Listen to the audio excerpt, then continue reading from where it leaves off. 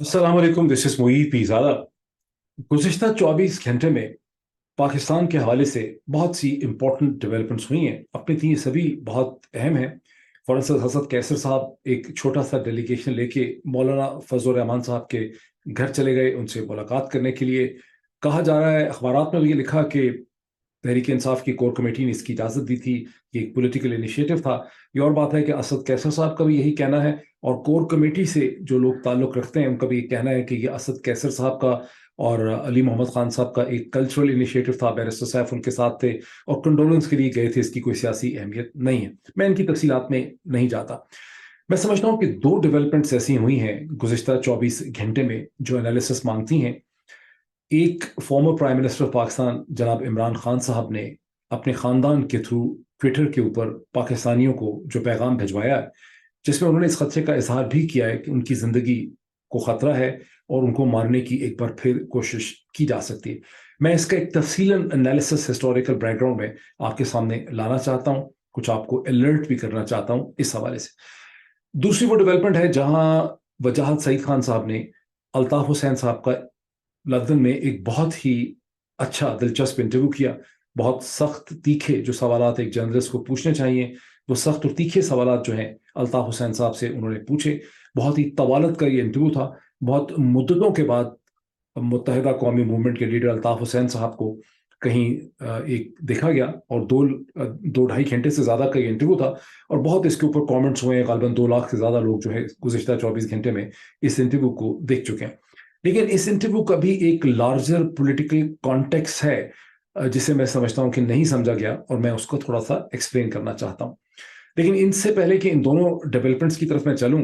बहुत मुख्तसर मैं इस्लामाबाद हाई कोर्ट का भी जिक्र कर दूँ, जहाँ गुज़िश्ता 24 घंटे में इमरान खान साहब के वकला की जितनी भी पिटिशंस थी उन्हें रद्द कर दिया गया। किसी एक बेंच ने रद्द किया, दूसरे बेंच ने रद्द किया, तीसरे बेंच ने रद्द किया। लेकिन लगता है ऐसा है कि तकरीबन हर बेंच के अंदर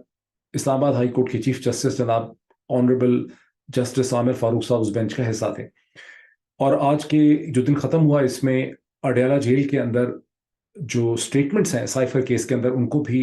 रिकॉर्ड करने की कोशिश की गई। ये और बात है कि इमरान खान के वकला की जो बहुत रेजिस्टेंस थी उसकी वजह से, क्योंकि वो कहते थे कि जब तक इस्लामाबाद हाई कोर्ट में जो बेल की पिटिशन है उस पर डिसीजन हमारे सामने ना आ जाए और हम देख ना लें कि इस्लामाबाद हाई कोर्ट के चीफ जस्टिस जनाब ऑनरेबल आमिर फारूक साहब ने इस हवाले से क्या गाइडलाइंस दी हैं, हदायत दी हैं, तो ये स्टेटमेंट्स रिकॉर्ड नहीं होनी चाहिए। तो स्टेटमेंट्स रिकॉर्ड नहीं हो सकी, बावजूद इसके कि प्रोसिक्यूशन और प्रोसिक्यूशन के जो कंसल्टेंट हैं शाह खाबर साहब, उनकी बहुत कोशिश थी कि स्टेटमेंट्स रिकॉर्ड हो जाएं। 5 इसमें कोई लोग थे जो गालिबन एक तरह से स्टेट के ऐसे विटनेसेस हैं जिनको कि आप कहते हैं कि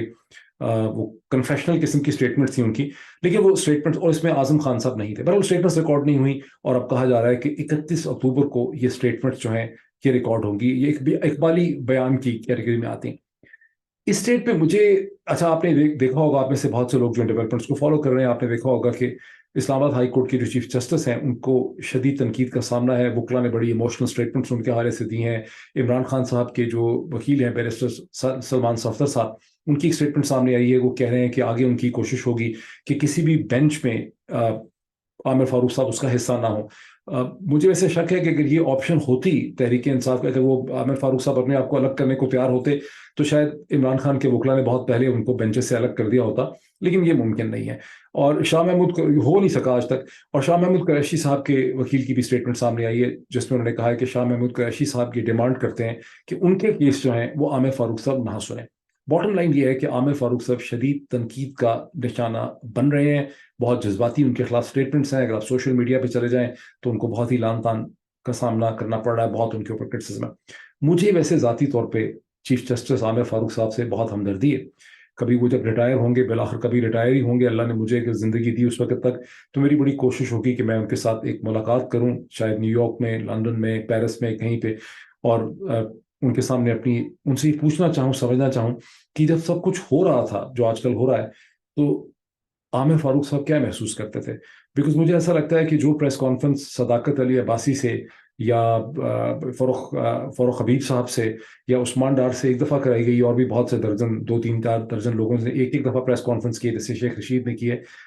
चीफ जस्टिस आमिर फारूक साहब से वो रोज़ ही इस किस्म की एक प्रेस कॉन्फ्रेंस जो है वो करवाई जाती है।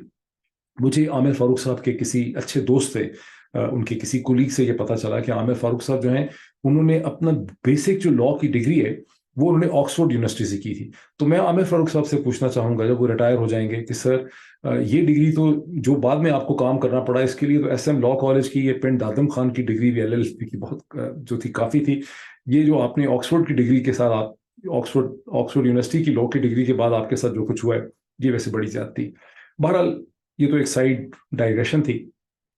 عمران خان صاحب نے ٹویٹر کے ذریعے جو پیغام دیا ہے پاکستانی قوم کو میں سمجھتا ہوں وہ بہت اہم ہے. اسے سمجھنے کی ضرورت ہے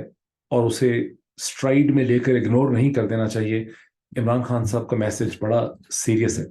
عمران خان صاحب کی 2 دن پہلے اپنے اہل خانہ سے اپنی بہنوں سے ملاقات ہوئی اور اس کے بعد یہ ٹویٹر کا میسج بھیجا گیا جو بڑا کلیئرلی لینگویج ہی عمران خان کی ہے. یہ انگلش میں بھی ہے اور اردو میں بھی ہے اور انگلش والا جو ہے وہ زیادہ امپورٹنٹ ہے. آپ میں سے لوگ ٹویٹر میں عمران خان کو فالو کرتے ہیں میرا خیال ہے 50,000 سے زیادہ دفعہ تو یہ چیز ری ٹویٹ ہو چکی ہے. لیکن اس کو سمجھیں کہ وہ بیسکلی طور پہ کیا کہہ رہے ہیں. پہلا جو پوائنٹ ان کا یہ ہے کہ لندن کا جو پلان ہے جس کو بولڈ کر کے لندن ایگریمنٹ انہوں نے کہا ہے کہ انہوں نے ایک لندن کا پلان جو ایک لندن ایگریمنٹ کی شکل اختیار کر چکا ہے. لندن ایگریمنٹ ہے, معاہدہ ہے, ایگریمنٹ ہے, معاہدہ ہے ایک کرمنل کانوکٹ کے درمیان اور اس کے فیسیلیٹیٹرز کے درمیان. کرمنل کانوکٹ سے ان کا کلیئرلی اشارہ نواز شریف صاحب کی طرف ہے, فیسیلیٹیٹر سے ان کا اشارہ جنرل باجوہ اور اسٹیبلشمنٹ کے کی کیریکٹرز کی طرف ہے. اور وہ کہہ رہے ہیں کہ اس کے نتیجے میں اس کانوکٹ اور کرمنل کی جو واپسی اور ریہیبلیٹیشن ہو رہی ہے پاکستانی پالیٹکس میں یہ صرف اور صرف پاکستان کے انسٹیٹیوشنز کی مکمل ڈسٹرکشن کے نتیجے میں ہو سکتی. یعنی جس طرح سے نواز شریف کو پاکستان کی پالیٹکس میں ریہیبلیٹیٹ کیا جا رہا ہے جس کا مظاہرہ آپ بار بار دیکھ رہے ہیں اور جو میں کہتا ہوں کہ ہمٹی ڈمٹی sat on a wall, Humpty Dumpty had a great fall and all the king's horses and all the king's men couldn't put Humpty Dumpty together again. یہ میں نے اگزامپل جان بوجھ کے دی تھی, بڑی ریلیونٹ ہے. عمران خان یہ کہہ رہے ہیں کہ جب تک پاکستان کے پورے نظام جوڈیشل سسٹم کو آپ تباہ نہیں کر دیں گے آپ کسی بھی طرح سے نواز شریف کو پولیٹیکلی ریہیبلیٹیٹ نہیں کر سکتے. اور اسی لیے پاکستان کا جوڈیشل سسٹم مکمل طور پہ تباہ ہو رہا ہے. اس چیز کو سمجھیں, اس کے اندر بڑا پین بھی ہے, اس میں بڑی حقیقت بھی ہے. دوسرا ان کا پوائنٹ یہ ہے کہ میری زندگی کو خطرہ ہے. خطرہ کیوں ہے؟ اس لیے کہ میں نے پاکستان چھوڑ کے باہر جانے سے مکمل طور پہ انکار کر دیا ہے. 2 دفعہ پہلے بھی مجھے قتل کرنے کی کوشش کی گئی. اشارہ ان کا وزیر آباد میں جو قاتلانہ حملہ ہوا تھا 3 نومبر جس کو آلموسٹ ایک برس ہو چلا ہے 2022 میں, اور دوسرا جو وہ سمجھتے ہیں کہ اسلام آباد جوڈیشل کمپلیکس کے باہر انہیں قتل کرنے کی کوشش کی گئی. وہ کہتے ہیں کہ چونکہ میں باہر نہیں جا رہا اور چونکہ پاکستان کے لوگوں میں ایک اویئرنیس ہے, لوگ کھڑے ہو گئے ہیں اس لیے, اور مجھے اس اویئرنیس والی چیز کے اوپر بہت شک ہے جو میں آپ کو بھی اسی ویلاگ کے اگلے حصے میں بھی ایکسپلین کرتا ہوں کہ یہ اویئرنیس والی جو بات ہے جو ہم کہتے رہے ہیں, لوگ بہت کہتے ہیں, عمران خان بھی کہتے ہیں, لیکن مجھے اس پہ کچھ تھوڑا سا شک ہے کہ اویئرنیس اس لیول کی ہے نہیں جس لیول کی عمران خان صاحب سمجھتے ہیں. بہرحال ان کا کہنا ہے کہ ایک تیسری اٹیمپٹ بھی ہو سکتی ہے, جیل میں ہو سکتی ہے, یہ ایک پوائزنس زہر دینے کی شکل اختیار کر سکتی ہے. انہوں نے یہ بھی کہا ہے اسی ٹویٹ کے اندر کہ میری صحت ٹھیک ہے اور مجھے اگر ویکنس ہوگی تو مجھے اس کا پتہ چل جائے. اب میں اس کا ایک آپ کو ہسٹوریکل بیک گراؤنڈ ایکسپلین کرنا چاہتا ہوں. یہ عجیب, اس کو حسن اتفاق کہیں, اس کو ستم ظریفی کہیں, اس کو آئرنی کہیں یا محض کو انسیڈنس کہیں کہ عمران خان صاحب کے اس ٹویٹ سے کو 2 دن پہلے سے مسلسل 2-3 دن مسلسل میری مختلف جو پاکستان کی پالیٹکس کو آبزرو کرنے والے اینالسٹ ہیں, لوگ ہیں جو بہت غور سے پاکستانی پالیٹکس کو دیکھ رہے ہیں, ان سے میری بات ہوتی رہی. اور 2 یا 3 ایسے لوگ ہیں جنہوں نے مجھ سے اس خدشے کا اظہار کیا کہ پاکستان کا سسٹم اور سیاسی ڈھانچہ, اسٹیبلشمنٹ, چودھری نظام الدین اور تمام جو میجر پلیئرز ہیں وہ ایک ایسی صورتحال میں پھنس گئے جہاں عمران خان کو فزیکلی طور پہ راستے سے ہٹائے بغیر ان کے مقاصد جو ہیں وہ پورے نہیں ہو سکتے. ان اینالسٹ سے جو میری ڈسکشن ہوئی ہے, اور یہ اچھی عمر کے لوگ ہیں سارے, وہ یہ کہتے ہیں کہ پاکستان کی 75 برس کی تاریخ میں فاؤنڈر آف دا نیشن جناب قائد اعظم محمد علی جناح صاحب کے بعد صرف 3 ایسی سیاسی شخصیات ایمرج کی ہیں 75 برس میں جو اتنی مقبول تھیں, جو پورے پاکستان کی ایک طرح کی لیڈرشپ کو ریپرزینٹ کرتی تھیں. ایک شیخ مجیب الرحمان جو ایک سٹیج کے اوپر ایک نیشنل لیڈر تھے, نیشنل لیڈر بن سکتے تھے لیکن پھر بعد میں انہوں نے ہندوستان کی مدد سے وہ باغی ہو گئے، ہندوستان کی مدد سے انہوں نے فارمر ایسٹ پاکستان کو بنگلہ دیش بنا دیا۔ پھر جو ویسٹ پاکستان ہے اس میں دو ہی لیڈر آئے ہیں گزشتہ 75 برس میں جو انتہائی کیریزمیٹک ہیں، جن کو آپ نیشنل لیڈر کہہ سکتے ہیں، جو پورے پاکستان کو کنیکٹ کر سکتے ہیں، جن کے ساتھ پورے پاکستان کا یا میجورٹی آف پاکستان کا دل جو ہے دھڑکتا ہے۔ ایک ذوالفقار علی بھٹو تھے اور دوسرے اب عمران خان ہیں۔ ذوالفقار علی بھٹو کو بھی 1977 میں جب ہٹایا گیا اور 1979 کے اندر 4 اپریل 1979 میں جب ان کو ایک کینگرو ٹرائل کے نتیجے میں پاکستان کے اس وقت کے مارشاء اللہ حکام اور پاکستان کے ججز نے مل کے ان کو پھانسی دی۔ بہت ضروری ہے یہ سمجھنا کہ اس جرم کے اندر پاکستان کی لاہور ہائی کورٹ، پاکستان کی سپریم کورٹ اسی طرح سے شامل تھی جس طرح سے مارشاء اللہ اتھارٹیز شامل تھیں۔ تو ذوالفقار علی بھٹو کو جوڈیشلی ایکسیکیوٹ کیا گیا، قتل کیا گیا ان کو۔ بنیادی طور پہ جس کو پھانسی دی جاتی ہے وہ ایک سیاسی قتل تھا۔ اور ذوالفقار علی بھٹو انتہائی مقبول لیڈر تھے جن کے ساتھ پنجاب کے لوگ بھی کھڑے تھے، خیبر پختونخوا کے لوگ بھی کھڑے تھے، سندھ کے لوگ بھی کھڑے تھے، آزاد کشمیر کے لوگ بھی کھڑے تھے۔ اگر ذوالفقار علی بھٹو کو کوئی ایکسیس نہیں تھی تو بلوچستان میں نہیں تھی اور کراچی شہر کے اندر نہیں تھی۔ اب اس کے 50 برس کے بعد، کیونکہ 1979 میں انہیں ایکسیکیوٹ کیا گیا، تو آلموسٹ 50 برس کے بعد صورتحال یہ ہے کہ عمران خان کی شکل میں ایک ایسا لیڈر ہے جسے خیبر پختونخوا میں تو کمپلیٹ اس کو پاپولیرٹی حاصل ہے، پنجاب میں بھی اوور رائڈنگ آپ کہہ سکتے ہیں کہ 80-90% پاپولیرٹی حاصل ہے، اور کراچی شہر کے اندر بھی پاپولیرٹی حاصل ہے۔ اگر پینیٹریشن نہیں ہے عمران خان کی کوئی بہت ڈیپ، تو بلوچستان میں نہیں ہے جہاں کا ایک ٹرائبل سٹرکچر ہے اور اسٹیبلشمنٹ ہمیشہ وہاں کے ٹرائبل سٹرکچر کو مینیج کرتی ہے، یا اگر ان کو پینیٹریشن نہیں ہے تو انہیں سندھ کے اندر نہیں ہے، ان کو آزاد کشمیر میں، گلگت بلتستان میں بھی بے انتہا مقبولیت حاصل ہے۔ تو جس طرح سے ذوالفقار علی بھٹو جنرل ضیاء الحق کے مارشل لا کے لیے ایک چیلنج تھا بیکاز وہ ایک نیشنل لیڈر تھا، اسی طرح سے عمران خان بھی اس انڈکلیئرڈ مارشل لا کے لیے، بیکاز اب تو کوئی ہمیں اس میں کوئی شرم نہیں آنی چاہیے، ہونی چاہیے یہ مانتے ہوئے کہتے ہوئے کہ پاکستان میں جو صورتحال ہے وچ از ورس دین اے مارشل لا۔ جو لوگ جنہوں نے تینوں چاروں پاکستان کے مارشل لا دیکھے ہیں، جن کی عمریں اب 70 برس سے زیادہ ہیں، ان میں سے ایک سے زیادہ شخص نے برملا مجھے کہا ہے کہ جو صورتحال اس وقت پاکستان میں ہے یہ کسی مارشل لا میں نہیں تھی۔ جنرل ضیاء الحق کے مارشل لا میں بھی اس قسم کا ظلم، اس قسم کی زیادتی، اس قسم کا ننگا پن، اتنا اندھا پن جو ہے وہ جنرل ضیاء الحق کے مارشل لا میں بھی نہیں تھا۔ وہاں پر بھی کوئی اخلاقی اقدار رہ گئی تھی۔ یہ جو صورتحال پاکستان میں ہے جو کلیئرلی ایک مارشل لا کی سچویشن ہے، اس میں کسی قسم کی انسانی اقدار جو ہیں، ایتھیکل ویلیوز پاکستان کی نہیں بچیں۔ تو اس سارے کی جو ڈھانچہ ہے، یہ جو انڈکلیئرڈ مارشل لا ہے، اس کا اس وقت ایک دشمن ہے، اس کے راستے میں ایک چیلنج ہے، ایک اس کا دشمن ہے، آئی ہے جو مین ایلیمنٹ اس کا دشمن، جس کو کبھی کچھ کہتے ہیں کبھی کچھ کہتے ہیں، وہ ہے عمران خان۔ اچھا، ذوالفقار علی بھٹو پہ بھی ہر طرح کا الزام لگایا گیا۔ ذوالفقار علی بھٹو کا حالانکہ ایسٹ پاکستان کی سیپریشن سے کوئی تعلق نہیں بنتا تھا، لیکن اچھے بھلے پڑھے لکھے جو لوگ ہیں ان کے ذہن میں بات ڈالی گئی، پاکستان کی جنریشنز کے اندر کیلوں کی طرح ٹھوک کے بات ڈالی گئی کہ ہمیں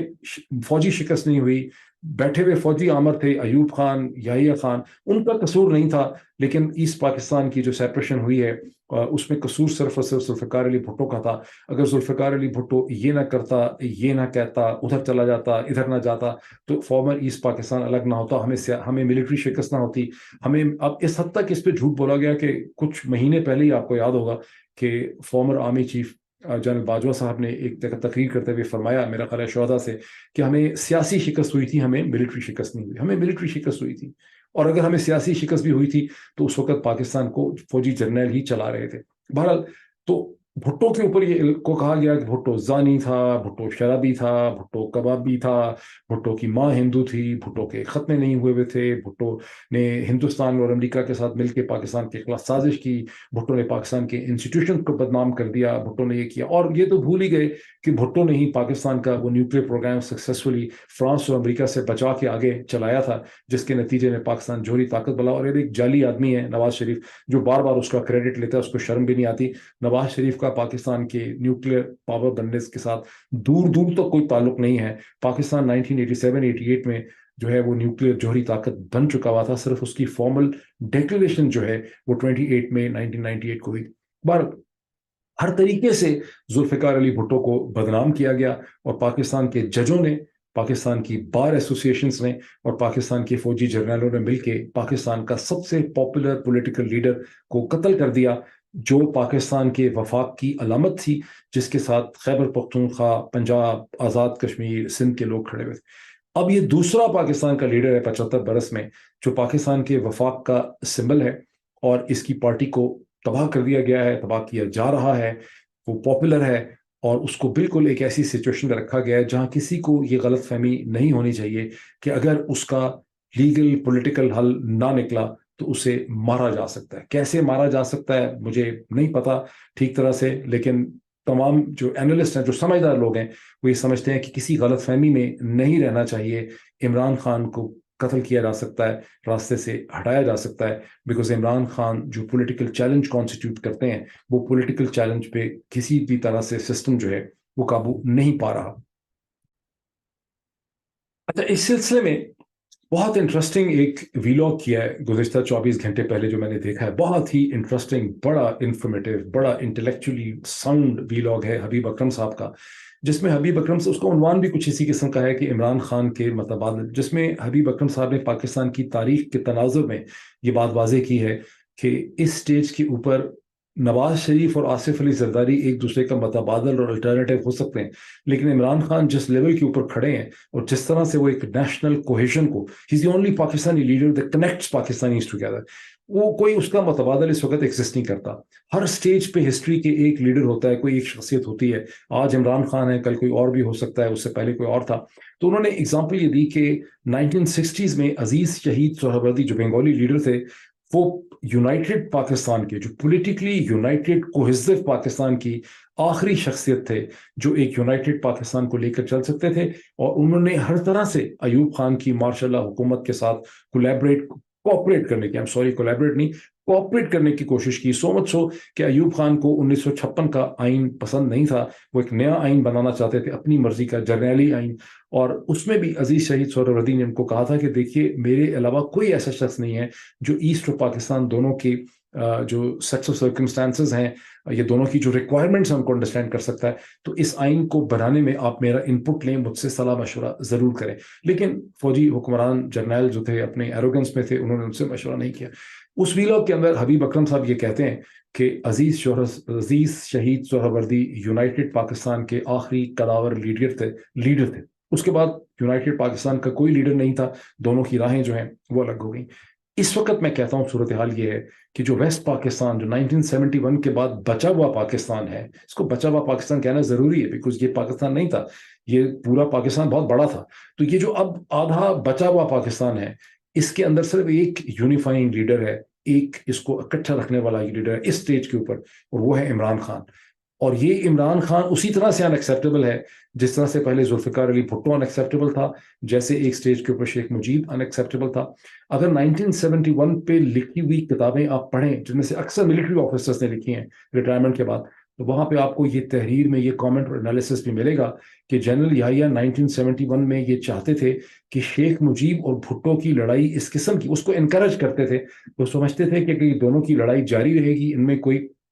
کنسنسس نہیں ہو سکے گا، تو میں as president of Pakistan continue کروں گا دونوں کو آپس میں لڑا کے، بیکاز میری ضرورت رہے گی۔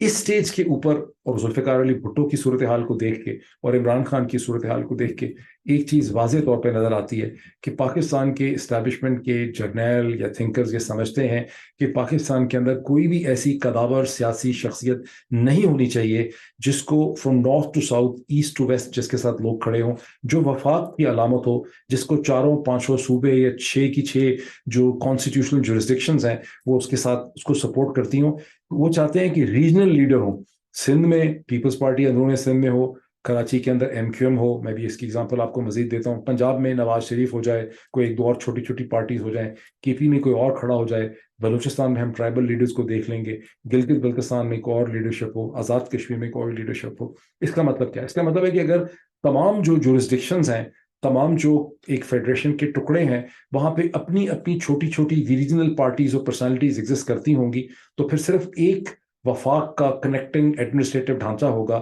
جو پاکستان کی ملٹری اسٹیبلشمنٹ کے پاس ہوگا۔ اسی لیے پاکستان کی ملٹری اسٹیبلشمنٹ کو کوئی ایسا لیڈر قبول نہیں ہوتا جس کے ساتھ پورا پاکستان کھڑا ہو جائے۔ اب ایک لیڈر ہے جس کے ساتھ خیبر پختونخوا بھی ہے، پنجاب بھی ہے، کراچی شہر بھی ہے، اس لیڈر کو راستے سے ہٹانا ہے۔ اگر کوئی جوڈیشل راستہ نہ لگا پولیٹیکلی نہ ہٹا سکے تو پھر اس کو زندگی بھی اس کی جو ہے وہ ختم کی جا سکتی ہے. یہ وہ خطرہ ہے جو اس وقت ہر ذی شعور شخص جو ہے محسوس کرتا ہے. میں چاہتا ہوں کہ لوگ اس کے اوپر غور کریں, اس کو فیل کریں کہ واقعی عمران خان نے جو میسج بھجوایا ہے اس کو سیریسلی لینے کی ضرورت. اب میں اس دوسرے پوائنٹ کی طرف آتا ہوں کہ الطاف حسین صاحب جو نمودار ہوئے ہیں, متحدہ قومی موومنٹ کے فاؤنڈر بانی, جو کبھی مہاجر قومی موومنٹ ہوتی تھی, اور وجاہت سعید صاحب نے برطانیہ میں لندن میں بہت اچھا ان کا ایک انٹرسٹنگ انٹرویو کیا ہے, جس میں وجاہت صاحب نے as an experienced, as a skilled anchor person and صحافی, ہر قسم کا سوال ان سے پوچھنے کی کوشش کی ہے, اور کچھ کا جواب دیا ہے الطاف حسین نے اور کچھ کا انہوں نے جواب نہیں دیا. اب اس کی ٹائمنگ بڑی امپورٹنٹ ہے کیونکہ وجاہت تو برطانیہ جاتے ہی رہتے ہیں, شاید ان کی فیملی برٹن میں ہے, جاتے رہتے ہیں, پچھلے ایک سال میں کئی دفعہ گئے. اس سٹیج کے اوپر ظاہر ہے کسی نے وجاہت صاحب کو آفر کیا ہوگا, میری بات نہیں ہوئی وجاہت سے, لیکن کسی نے ان کو کہا ہوگا, آفر کیا ہوگا, ایڈوائز کیا ہوگا, مشورہ دیا ہوگا کہ آپ الطاف صاحب کا اس سٹیج کے اوپر انٹرویو کر لیں, بیکاز اب ڈیفینیٹلی طور پر پاکستان ایک ولی نلی ایک الیکشن کی طرف بڑھ رہا ہے. اور الطاف حسین صاحب کا یہ جو انٹرویو ہے, اس کے اوپر میں نے انٹرویو بھی دیکھا ہے فاسٹ فارورڈ کر کے, خاص کر کے وہ ٹکڑے جہاں وجاہت صاحب نے بار بار ان کو گریل کرنے کی کوشش کی ہے, بہت اچھی طرح سے گریل کرنے کی کوشش کی ہے, بڑے ریلیونٹ کوسچنس پوچھے ہیں, بوری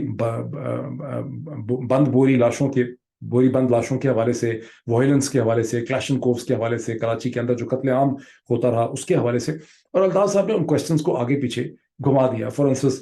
کلاشن کوفز کے بارے میں یہ کہانی آگے سے مذاق کے طور پر ڈال دی کہ کلاشن کوف کوئی کراچی میں تو نہیں بنتی, تو پھر وہ تو اوپر بنتی ہے, درے میں بنتی ہے, یا باہر اسمگل ہو کے بنتی, تو خیر کیا ہے, مطلب وہ آتی ہے اسمگل ہو کے آتی ہے, تو اگر آتی ہے تو اس کا مطلب ہے کہ کراچی شہر میں جو وائلنس ہو رہی تھی وہ سم اور دیگر صرف اسمگلرس کی وجہ سے ہو رہی تھی. ایسا نہیں ہے, معاملات اتنے سمپل اور سادہ نہیں ہے. لیکن اس انٹرویو کے اوپر جب میں نے اس کو آخری دفعہ دیکھا تو 2000 سے زیادہ لوگ اس پہ کامنٹ کر چکے تھے, اور میں نے اس کو سکرول کیا, اور وہ پریڈومیننٹلی اس میں جو ایک بار بار میں نے لائن دیکھی کہ مجھے تو پتہ ہی نہیں تھا کہ الطاف حسین جو ہیں وہ اتنے بڑے نیشنلسٹ ہیں, اتنے بڑے پیٹریٹ ہیں, یہ سب فوجی حکمرانوں نے کیا, ملٹری اسٹیبلشمنٹ نے الطاف صاحب کے ساتھ کیا. مجھے اب پتہ چلا کہ الطاف بھائی تو سچے ہیں. تو اس قسم کے کامنٹس ہیں, کچھ ڈیفینیٹلی اس میں سے پرومپٹڈ قسم کے کامنٹ ہوں گے, کچھ ایک ہوا چل رہی ہے اس قسم کی. مجھے دیکھ کے ویسے بڑی حیرانگی بھی ہوئی, اپنے اوپر ترس بھی بہت زیادہ آیا, پاکستان کے لوگوں پہ بھی بہت زیادہ ترس آیا کہ سارے کے سارے وہاں پہ یہ کامنٹ دیکھ کے ایسا لگتا ہے جیسے الطاف حسین بھائی کا ہمیشہ پاکستان کی ملٹری اسٹیبلشمنٹ کے ساتھ ہی جھگڑا رہا. ان دا فرسٹ انسٹنس تو ایم کیو ایم کی پالیٹکس پروان اس کو چڑھایا گیا 1980s میں, کیونکہ جب ذوالفقار علی بھٹو کو قتل کیا تو سندھ کے اندر حالات بہت خراب تھے, اور خطرہ یہ تھا کہ ہندوستانی سندھ کے اندر انویسٹمنٹ کر رہے ہیں پولیٹیکل ایک ریولوشن لانے کے لیے, یا پولیٹیکل ایک انسرجنسی کی موومنٹ کے لیے, جو ارلی 80s میں سندھی عوامی تحریک کی موومنٹ تھی, جو بڑی پاپولر موومنٹ تھی. تو مقصد یہ تھا کہ سندھ کو پولیٹیکلی ڈیوائڈ کر دیا گیا, انکریج کر کے, between the Sindhi feeling and between the Urdu قوم پرست فیلنگ یا مہاجر فیلنگ کے درمیان. لیکن لوگ بھول ہی گئے ہیں کہ 1999 سے لے کے 2008 کے درمیان میں جنرل مشرف جو ملٹری ڈکٹیٹر تھے, ان کے اور الطاف حسین الطاف بھائی کے درمیان میں ایک بڑا زبردست پیکٹ اور الائنس تھا, جس کے نتیجے میں ایم کیو ایم کو کراچی کی پالیٹکس میں کھلی چھٹی دے دی گئی. اس زمانے میں انٹر سروسز انٹیلیجنس کے جو بھی سربراہ گزرے ہیں وہ باقاعدہ فائلیں لے کے مشرف صاحب کے پاس جاتے تھے, اور ان کو کہتے تھے کہ ایم کیو ایم جو ہے وہ چن چن کے پولیس افسران کو اور لوگوں کو مار رہی ہے, وہ اپنے خاص کر ان پولیس افسران کو جنہوں نے ایم کیو ایم کے خلاف 90s کے آپریشنز میں پارٹیسپیٹ کیا تھا, اور ان کو باقاعدہ مشرف صاحب کو بتایا گیا, اور مشرف صاحب نے ہر دفعہ یہ کہا کہ یار مجھے اس وقت ایم کیو ایم کی ضرورت ہے. تو مشرف صاحب کا جو پیکٹ تھا ایم کیو ایم کے ساتھ وہ یہ کہ کراچی ایم کیو ایم کے حوالے کر دیا, اور یہ وہی ٹائم پیریڈ تھا جس میں ایم کیو ایم کے ملیٹنٹ گینگز نے چن چن کے اپنے مخالفوں کو مارا, اور کراچی کی پوری باڈی پالیٹک جو تھی اس کے اوپر قبضہ کر لیا.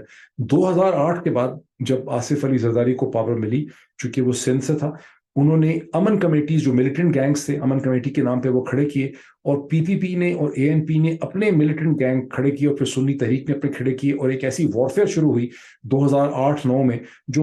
جس کو ختم کرنے کے لیے ایک بڑا کمپریہنسو نواز شریف صاحب نے آپریشن لیڈ کروایا رینجرز کے ذریعے. ٹھیک, صورتحال کمپلیکس ہے, اس میں یہ کوئی بلیک اینڈ وائٹ نہیں ہے, اس میں بہت شیڈز آف گرے ہیں. اس وقت جو یہ 2000 سے زیادہ میں نے کامنٹس دیکھے اس انٹرویو کے اوپر کسی کے بھی ذہن میں یہ چیز نہیں ہے کہ اس وقت اسٹیبلشمنٹ چاہتی ہے کہ کراچی کے اندر ایم کیو ایم کا ووٹ بینک جو ہے اس کا رینیول ہو، بیکاز 2015 میں جو آپریشن ختم ہوا اور جب 2018 کے انتخابات ہوئے تو بیکاز آف دیٹ آپریشن اور because of the tussle between establishment and M Q M and Altaf بھائی، اب ایم کیو ایم کا ووٹ بینک ڈیمورلائز ہو چکا تھا، ایم کیو ایم کا ووٹ بینک کولیپس ہو گیا تھا۔ کراچی ایک نوجوان شہر ہے جہاں کی 65-70% آبادی 30 برس 35 برس سے کم ہے۔ انہیں یہی سمجھ آئی کہ اب ایم کیو ایم کا فیوچر نہیں ہے اور انہوں نے جوک در جوک عمران خان کو اور تحریک انصاف کو ووٹ دیے، اور یوں تحریک انصاف جس نے کراچی کے اندر کوئی خاص پولیٹیکل کام نہیں کیا تھا، جس کے اپنے گراس روٹ نہیں تھے، کوئی پولیٹیکل اس کا لیگ ورک نہیں تھا، اس کو ایک ایم کیو ایم کی ریجیکشن کا ووٹ ملا۔ اس کے بعد سے ایم کیو ایم کے جتنے بھی دھڑے ہیں وہ اس ووٹ کو سٹچ نہ کر سکے، اس کو ریکلیم نہ کر سکے، اور ابھی تک ایم کیو ایم کا ووٹ جو ہے واپس نہیں آیا۔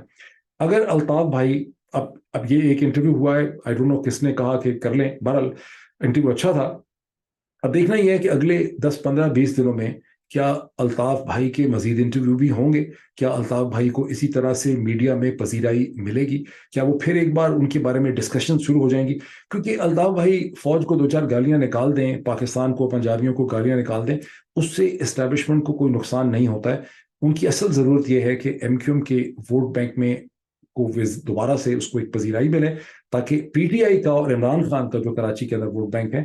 وہ ختم ہو سکے اس ممکنہ الیکشن کے لیے جو جنوری میں ہوگا۔ کم از کم ایک ایسی پرسپشن بن جائے کہ ایم کیو ایم اپنے قدموں پہ کھڑی ہو گئی ہے، تاکہ جب کراچی سے آپ پی ٹی آئی کو فارغ کر دیں اور 2024 کے جنوری میں ممکنہ الیکشن میں آپ کہیں کہ پی ٹی آئی کو 1 یا 2 سیٹیں ملی ہیں، تو سب کو بلیویبل لگے کہ پی ٹی آئی کا ووٹ بینک کراچی سے ختم ہو گیا ہے۔ پہلے پرسپشن بنانی بڑی امپورٹنٹ ہوتی ہے۔ آئی ہوپ کہ یہ جو انالیسس ہے اس چیز کا، اس سے بہت سے لوگوں کو سوچنے کا موقع ملے گا۔ میں لاسٹ ایک کامنٹ کر دوں تو بڑی آسانی ہو جائے گی۔ عمران خان کو ایک خیال ہے کہ لوگوں میں بہت زیادہ شعور پیدا ہو چکا ہے۔